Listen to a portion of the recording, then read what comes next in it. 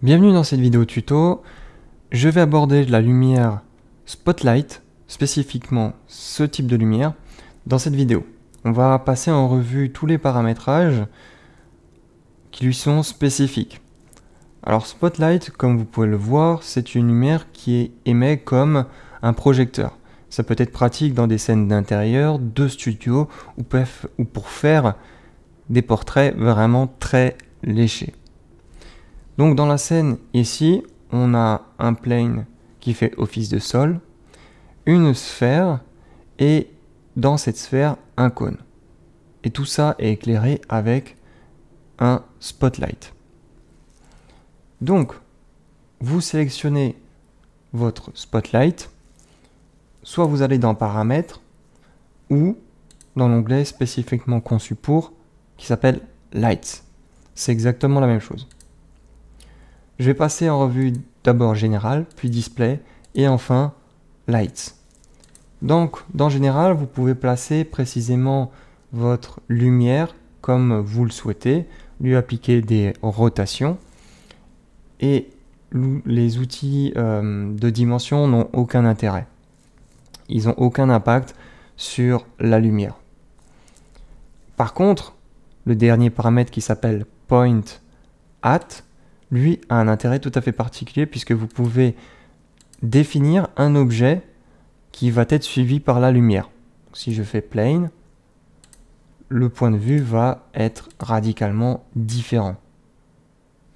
Et vous pouvez d'ailleurs rentrer dans un objet.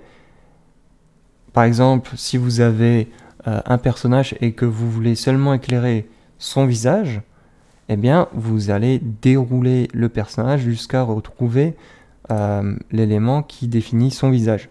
Du coup, la lumière va se fixer seulement sur son visage. Display, ce sont des paramétrages qui n'influent pas sur l'éclairage, mais plus sur la représentation de votre lumière. Sauf les 4 premiers paramètres, vous allez voir, ça permet soit d'activer ou non la lumière. Est-ce qu'elle est visible est-ce que la représentation plutôt de votre lumière est visible dans la scène? Donc la lumière en elle-même, elle est toujours là. Est-ce que vous pouvez le sélectionner depuis votre scène 3D ou non? Donc là, je ne peux plus. Display Persistence, c'est un paramètre que je n'utilise jamais. Ray Length, donc c'est la longueur des rayons. C'est très pratique quand on travaille sur des scènes immenses et qu'on a une lumière qui est très éloignée de l'objectif qu'on est en train d'éclairer. Et on se pose la question, est-ce que notre objet est dans le champ d'action du rayon? Ça permet de prolonger la distance des traits et de voir tout ce qui est dedans. L'opacity, vous pouvez le voir, c'est l'opacité des différents traits. Et Ray Opacity, c'est tout simplement l'opacité des traits qui sont dessinés depuis votre spotlight vers le champ d'action circulaire, ici. Show Base, je vais vous le montrer ici. Ça va remplir le champ délimité. Mais cette fois-ci, c'est un cercle plein. Si je joue avec la base, l'opacité, vous voyez exactement ce qui est touché. Ça peut être utile pour travailler avec. Mais de nouveau, ça n'a aucune incidence sur l'éclairage de la scène.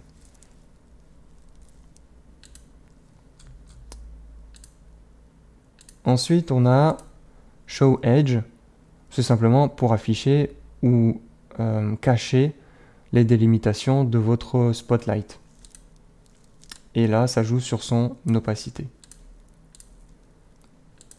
Ça permet d'afficher ou non votre élément dans le rendu final. Ça permet de lui attribuer un degré de priorité dans le rendu final. Et en dernier, Visible in Simulation, si vous avez de la simulation physique, donc de la gravité ou du vent, est-ce que vous considérez cet objet comme étant soumis à ces forces? Et maintenant, on passe à la phase la plus intéressante, c'est celle qui concerne strictement la lumière. Donc vous avez plusieurs modes ici. Ceux-ci sont, si je ne me trompe pas, spécifiques à 3D Light.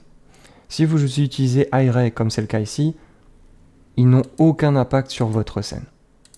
Donc vous pouvez laisser sur On. Là, c'est le paramètre le plus évident, on joue avec la teinte, la couleur de notre spotlight. Là, on peut jouer sur son intensité. Alors ce paramétrage n'est pas très intéressant, je vais vous expliquer tout de suite pourquoi. Vous pouvez le voir qu'on a un plafond. C'est-à-dire que là, si maintenant je veux éclairer encore plus, je ne peux pas. Bon, là on a du noir 100%, donc c'est pas très grave, mais si je veux vraiment aller plus loin, c'est un problème. Eh bien ce paramétrage d'intensité, c'est plutôt à cet endroit où on va y toucher. Photométrique on et off, c'est pour pouvoir switcher entre une lumière spotlight pour 3D light ou pour iRay. Si vous êtes dans iRay, celui-ci est activé par défaut et vous n'y touchez pas. En revanche, si vous travaillez avec 3D light, il faudra le désactiver parce que seuls ces paramètres ici seront pris en compte par 3D light de toute façon. Spread angle, c'est l'angle.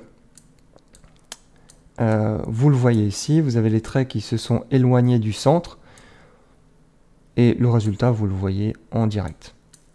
Donc on peut jouer jusqu'à 180 degrés, donc ça va de part et d'autre de notre point d'émission et ça fait parfaitement du 180 degrés. Très simple à comprendre. Beam exponent, c'est le rayon central. Est-ce que vous allez concentrer tous les rayons au centre ou pas?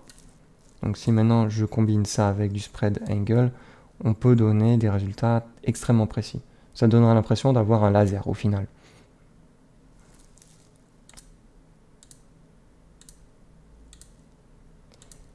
Alors ici, Shadow Type, vous voyez qu'il est commun à la version non photométrique et photométrique. Parce que c'est un paramètre qui est spécifique à 3D Light. Si vous travaillez avec iRay, que vous l'ayez sur Non, Deep Shadow Map ou Ray Traced, ça n'a aucun impact. Les ombres derrière seront toujours les mêmes. Par contre, ce paramètre est extrêmement important. Là, on est sur Point. Donc, si je vais ici et que je vais dans ma lumière, où je me mets pile devant, pour le moment, il n'y a rien. Si je passe en rectangle, et que ce rectangle, on lui attribue des valeurs un peu plus grandes, je mets 100 et 100.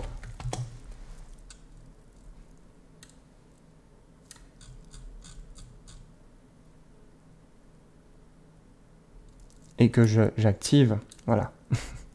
C'est ça que je ne comprenais pas. Donc ici, on a un paramétrage qui nous permet de choisir la forme géométrique qui va générer notre lumière. Donc on a le point qui est invisible, on a le rectangle, on a le disque, on a la sphère et on a le cylindre.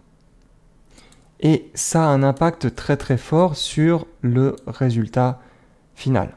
Donc je vais me décaler un petit peu plus et vous allez voir que le résultat à chaque fois est très différent. On va augmenter le beam angle, le spread angle, on va le changer. Donc là on a un cylindre, là on a un rectangle, là on a le point, là on a le disque, la sphère et en dernier le cylindre. Et vous pouvez en plus de ça, jouer sur les dimensions. Donc là, vous voyez que c'est complètement noir. Et pour que je vois apparaître une lumière émise par notre objet, il faut que je sois dans le champ de luminosité, l'objet en question. Donc voilà, je suis en plein centre, on voit de la lumière qui est émise. Donc on peut jouer sur la hauteur et la largeur. Je vais reculer un petit peu. Et de nouveau, ça a un impact très fort sur la scène. Si maintenant je mets quelque chose d'assez gros, 300. Hormis qu'on a un bel objet qui est devant notre caméra, on voit que l'éclairage est beaucoup plus haut parce que notre objet est techniquement plus haut. Si je mets 10, qu'est-ce qui va se passer?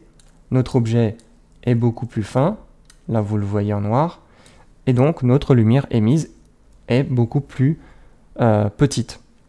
Et c'est le cas pour absolument tous les objets. Sauf peut-être le point, parce que le point, vous avez bien remarqué, celui-ci n'a pas de hauteur, de dimension, c'est un point. Et en jouant avec ce paramètre, si je reprends mon cylindre, si je choisis Render Emitter, il va faire un rendu de notre objet 3D. Si je décoche cette case, notre objet 3D ne va pas être rendu dans le résultat final. Tout sided, ça n'a pas d'intérêt avec le spotlight, puisque notre lumière est dirigée. Donc tout ce qui est en dehors, il n'y a pas de lumière en dehors de ce champ d'action. Donc tout sided, ça veut dire que ça émet d'un côté et aussi de l'autre, à l'opposé. Ça marche seulement avec des lumières qui sont à 360, comme le point light, dont je ferai un tuto par la suite. Luminous flux lumen, donc là c'est la puissance de la lumière. Donc là on est à 143 562, donc c'est une grosse valeur. Maintenant je vais mettre 500 000, donc 500 000. Qu'est-ce qui va se passer? Notre lumière est encore plus vénère. Je vais réduire ça, je vais réduire ça aussi, et ça. Et maintenant je vais mettre carrément 1 million. Vous voyez que notre scène a gagné en luminosité et effectivement l'opposé va de soi. Si je mets que 1000, on ne verra rien. La température, donc ça se verra très fortement si je mets du blanc, c'est la température, ça agit sur la couleur. Vers la gauche, on a des températures qui sont chaudes. Vers la droite, une lumière qui est plus froide. Voilà. Et à gauche, vous aurez tout à gauche vraiment du blanc, parce que le blanc peut être aussi considéré comme une température extrême absolue. Voilà pour cette vidéo tuto. J'ai fait le tour du paramètre, de la lumière spotlight. N'hésitez pas à laisser un pouce bleu ou un pouce rouge, à poser vos questions en commentaire et le discours habituel, abonnez-vous, partagez cette vidéo. A plus!